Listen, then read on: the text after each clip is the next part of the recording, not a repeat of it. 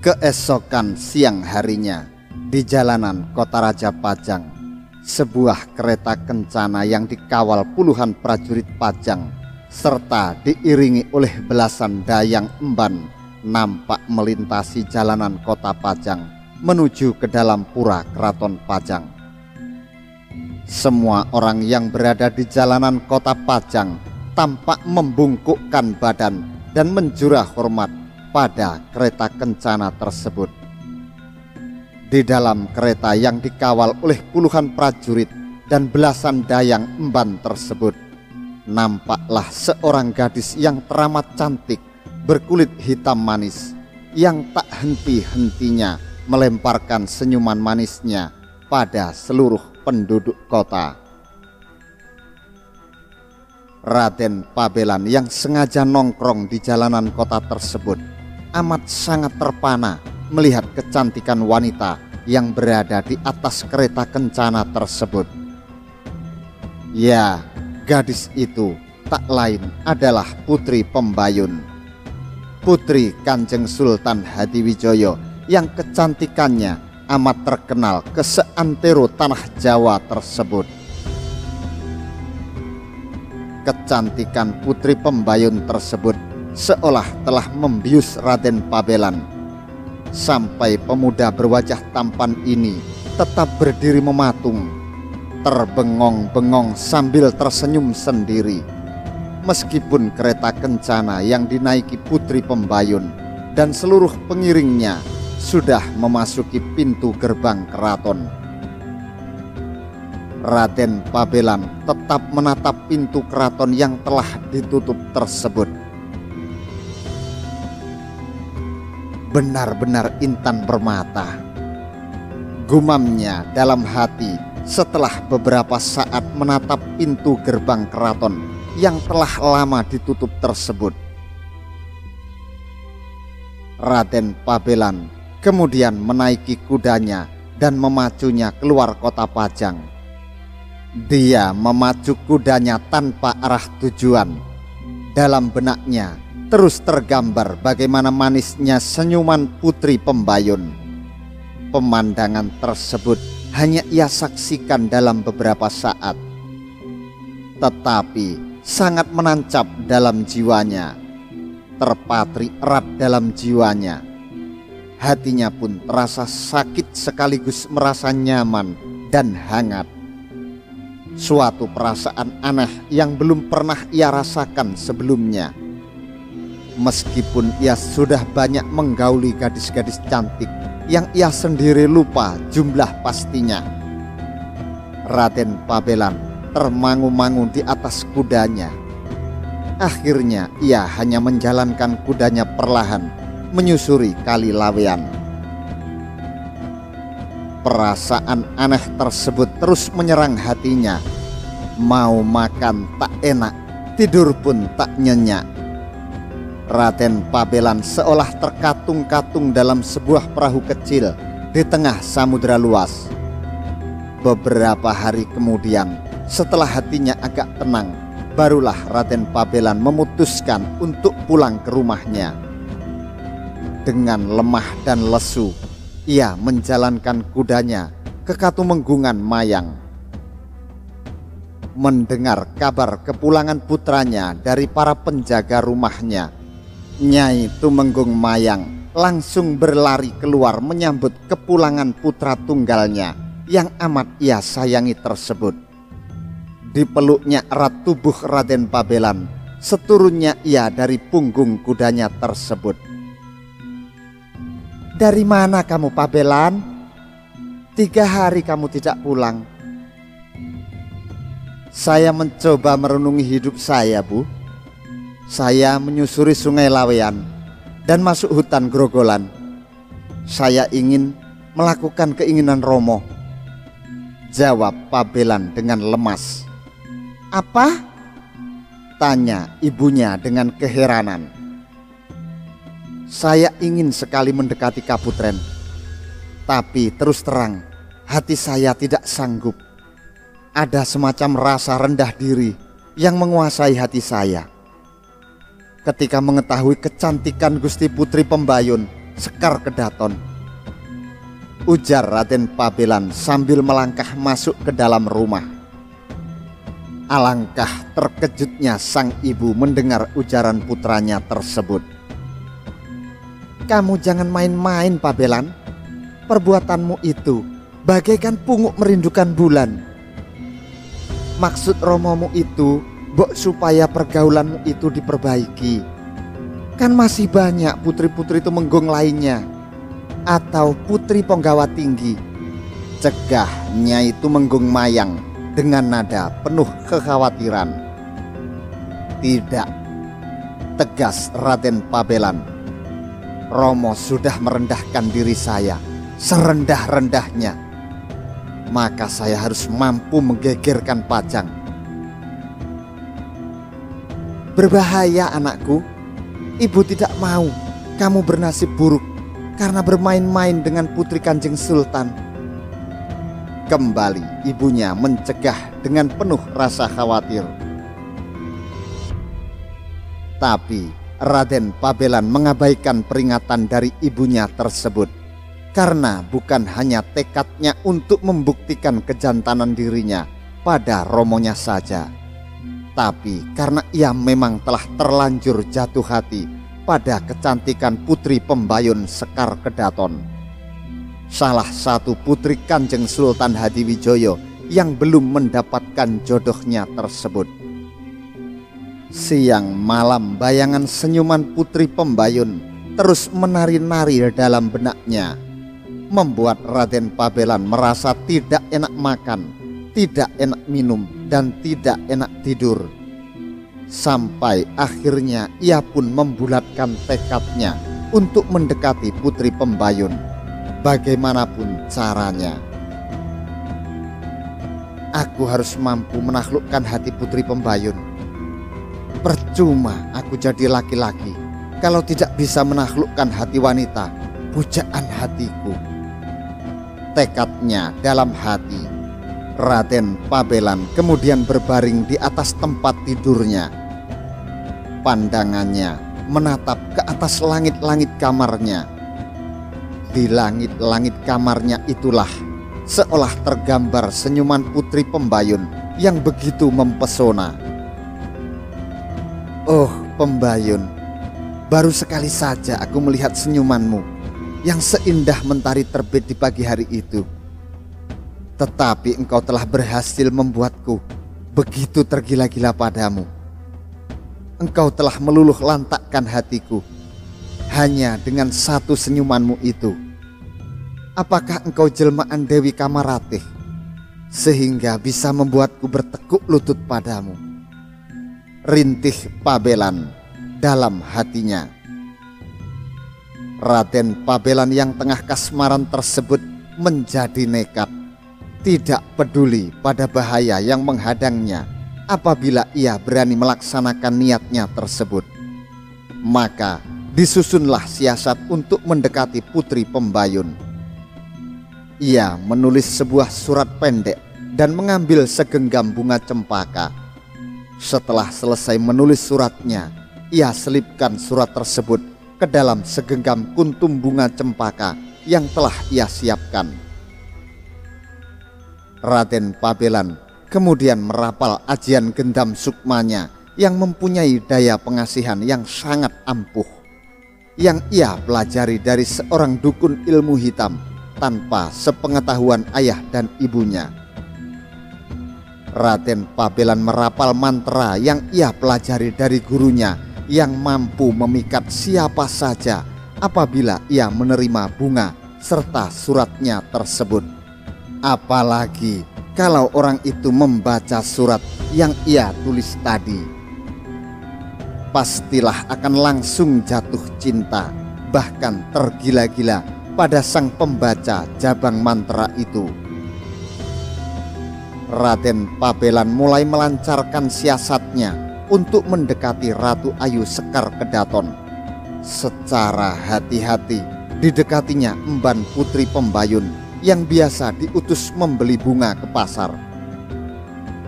Diberikannya bunga cempaka dan surat rahasianya kepada sang emban dan disebutkan namanya ketika emban putri Sultan Hadiwijoyo itu menanyakannya. "Bibi, namaku Raden Pabelan, putra Tumenggung Mayang. Haturkan bunga persembahanku ini kepada putri junjunganmu." Bagaikan kerbau dicocok hidungnya, sang emban pun menghaturkan bunga persembahan itu kepada putri Pembayun Sekar Kedaton. Katanya, "Gusti Ayu, seorang pemuda yang luar biasa tampan wajahnya, menemui hamba di jalan dekat pintu gerbang alun-alun dan memberikan bunga ini untuk persembahan paduka." Kian cepat berdesir-desir darah sang putri mendapati laporan embannya. Diterimanya bunga cempaka itu. Tersentak ia saat mendapati surat terselip di antara kuntum bunga. Buru-buru dibukanya surat rahasia itu. Berkerut-kerut kulit dahinya saat membaca isi surat yang pendek. Namun amat menyentak perasaannya itu. "Dari hamba Raden Pabelan, sungguh hamba berniat mengabdi pada Kanjeng Putri. Tak ada di dunia ini semata-mata, melainkan hingga di akhirat pula. Tertanda Raden Pabelan." Begitulah isi surat pendek tersebut. Amat penasaranlah putri Pembayun setelah membaca surat rahasia tersebut. Katanya kemudian kepada embannya, "Engkau sebutkan Raden Pabelan itu berwajah tampan?" "Luar biasa tampan," jawab sang emban diiringi sembahnya. "Gusti Ayu, serasa belum pernah hamba melihat wajah setampan itu hingga usia hamba setua ini. Sungguh tak berlebihan kiranya hamba jika menyebutnya bagai Dewa Kamajaya yang turun ke Marcapada." Putri Pembayun tersipu-sipu, memerah dadu kedua pipi ranumnya. Secara rahasia ia memang pernah mendengar bisik-bisik sekalian para embannya yang membicarakan ketampanan Raden Pabelan. Ia sangat penasaran untuk membuktikan kebenaran bisik-bisik itu. Meski amat sulit baginya untuk melakukannya mengingat statusnya. Kini si tampan rupawan itu telah menunjukkan minatnya secara jantan lagi berani. Penasaran di hati putri Pembayun kian menjadi-jadi. "Biung," kata putri Pembayun secara berhati-hati.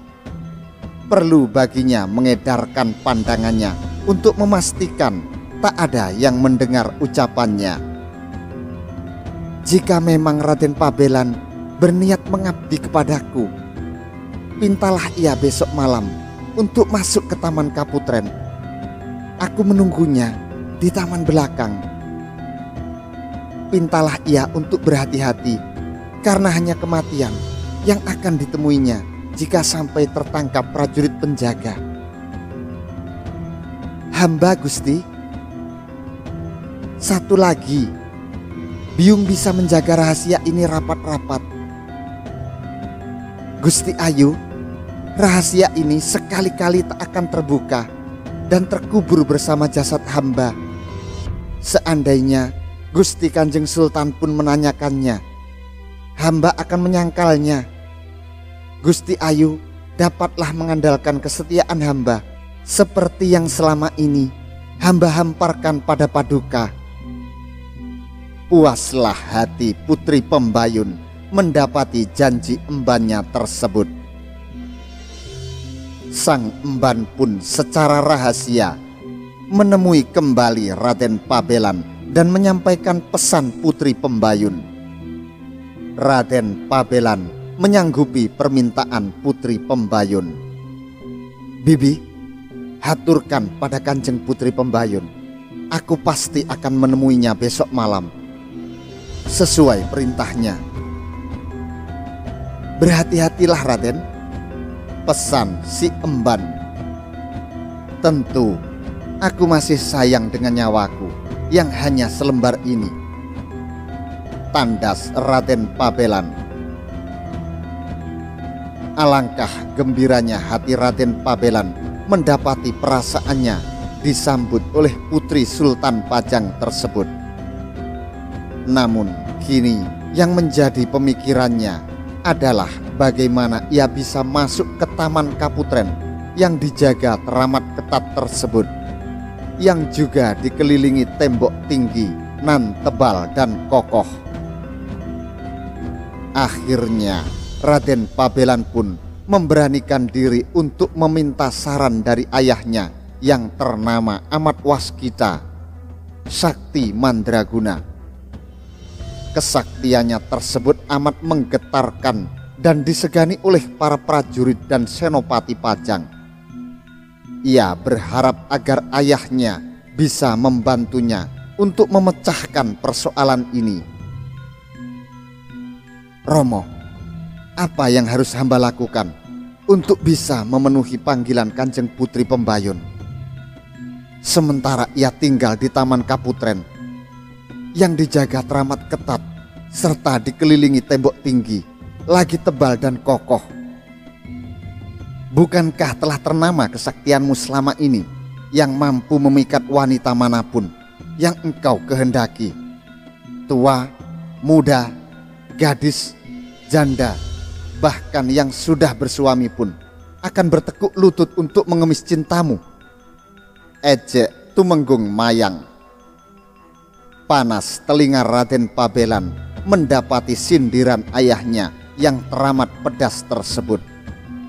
Namun mau bagaimana lagi, ia sangat membutuhkan bantuan dari ayahnya. Dengan memasang muka tebal, ia pun berkata, "Dengan ajian Cirak Banon yang Romo miliki, hamba akan mampu melompati tembok Kaputren.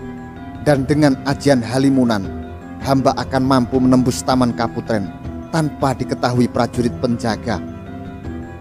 Maka hamba mohon agar Romo berbaik hati untuk mengajarkannya pada hamba." Sembah Raden Pabelan.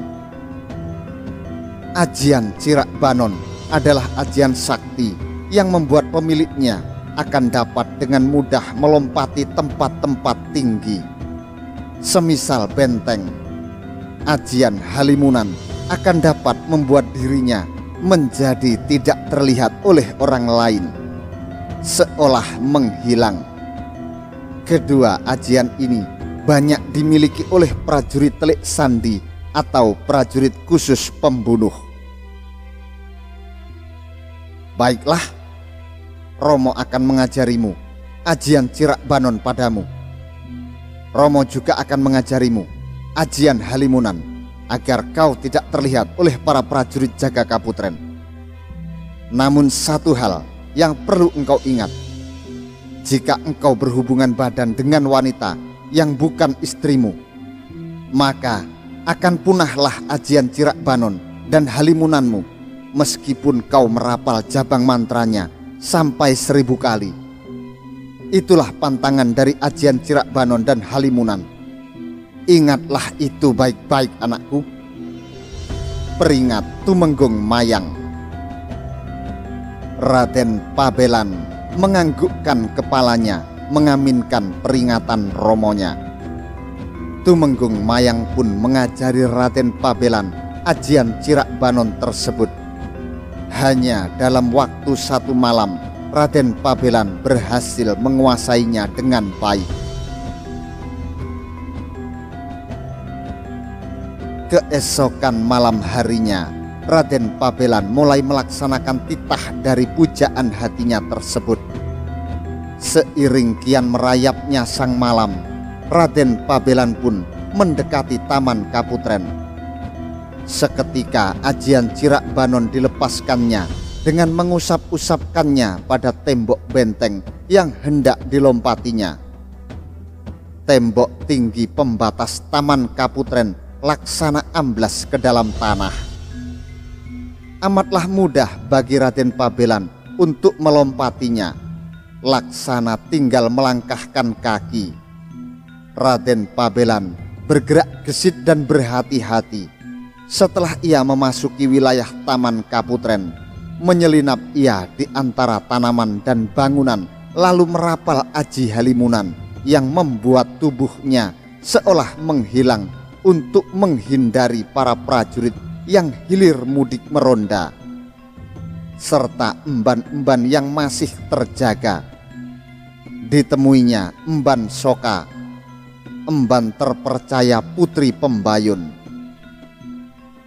Tanpa berucap sepatah pun kata, Emban Soka mempertemukan Raden Pabelan dengan Putri Pembayun di taman belakang. Maka saling tertariklah keduanya setelah bertemu. Raden Pabelan amat terpesona dengan kecantikan Putri Sultan Hadiwijoyo tersebut. Begitu pula Putri Pembayun. Seketika itu juga tergila-gila dengan ketampanan putra Tumenggung Mayang. Keduanya bagai sepasang kekasih yang baru bertemu setelah lama berpisah. Mereka saling memadu kasih dan dilecut perasaan asmara yang terus membumbung melangit. Putri Pembayun mengajak Raden Pabelan memasuki kamar pribadinya. Maka tak ada lagi sekat pembatas di antara keduanya. Raden Pabelan dapat bebas menyalurkan hasrat kelelakiannya dan Putri Pembayun menerimanya dengan sukacita. Bagai pasangan suami istri, bersatulah mereka dalam gelora deburan ombak asmara yang terus bergejolak. Hingga menjelang pagi, keduanya terus larut memperturut hasratnya, laksana sepasang pengantin ketika memasuki malam pertama. Pesan ramandanya tak lagi diingat Raden Pabelan, dan ia merasakan kebenaran pesan tentang pantangan ajian Cirakbanon itu. Selepas sepuas-puasnya ia menggumuli dan menumpahkan hasrat kelelakiannya pada Putri Pembayun, ia bagai terpenjara dalam Taman Kaputren. Ajian Cirakbanonnya bagai pedang tumpul, seperti tinggal barisan jabang mantra belaka. Berulang kali ia usap tembok-tembok tinggi penghalang Taman Kaputren itu dan merapalkan jabang mantra ajiannya. Tetap tak mampu ia membuat pagar penghalang itu laksana amblas ke dalam tanah. Sama sekali tak mampu ia lompati. Seketika terbayang kematian di benaknya setelah mendapati dirinya bagai seekor tikus yang terperangkap jerat besi kukuh, tanpa tersisa celah baginya untuk keluar. Ketika itu entah mengapa tiba-tiba terbayang sosok Loro Suminten di hati Raden Pabelan. Beberapa hari yang lalu ia membawa Loro Suminten yang tengah hamil akibat perbuatan dirinya kepada seorang dukun ilmu hitam untuk menggugurkan kandungannya dan membuatnya menjadi linglung. Setelah berhasil, ia lalu menyewa 2 jago bayaran untuk mengawal Loro Suminten pulang ke desanya di Karang Pulutan. Namun ternyata 2 jago bayarannya itu malah memperkosa Loro Suminten di tengah jalan, kemudian menghabisi nyawa gadis malang itu. Mereka membuang jasad Putri Kidemang Supono tersebut ke Kali Lawean. Begitu mendapat kabar tersebut, Raden Pabelan merasa sangat terpukul dan ketakutan, karena kini ia harus menanggung dosa telah membunuh orang, yakni jabang bayinya dan Loro Suminten. Bergidik ngeri Raden Pabelan membayangkan hukuman atas perbuatannya tersebut kali ini. Raden Pabelan dan Gusti Putri Pembayun menjadi panik. "Gusti Ayu, apa yang harus kita perbuat?" tanya Raden Pabelan dengan panik. "Sebaiknya engkau bersembunyi di kamarku. Nanti kita cari cara agar engkau dapat keluar dari Taman Kaputren," jawab Putri Pembayun, seraya berusaha menenangkan kekasih hatinya itu yang panik. Raden Pabelan terpaksa menurut. Bahkan ia bersumpah rela mati dibanding harus tertangkap. Amatlah besar rasa terima kasihnya setelah mendengar sumpah Putri Pembayun yang rela mati bersama jika perbuatan terlarang mereka sampai diketahui oleh Kanjeng Sultan Hadiwijoyo. Berbagai cara telah dipikirkan dan coba diterapkan, tak juga membuahkan hasil bagi Raden Pabelan. Ia tetap terkurung di dalam kamar pribadi Putri Pembayun. Meski selama keterkurungannya itu ia terus menggumuli Putri Sultan Hadiwijoyo itu setiap waktu. Setiap ada kesempatan yang terus diciptakan Putri Pembayun. Waktu pun terus berlalu. Perubahan aneh kelakuan Putri Pembayun tak lepas dari pengamatan emban-embannya. Amatlah mengherankan perilaku itu setelah Putri Pembayun lebih banyak mengurung diri dalam kamarnya. Pintu dan jendela kamar itu seperti tak pernah terbuka, dan Putri Pembayun melarang emban-embannya untuk mendekati, apalagi memasuki kamarnya tanpa seizinnya.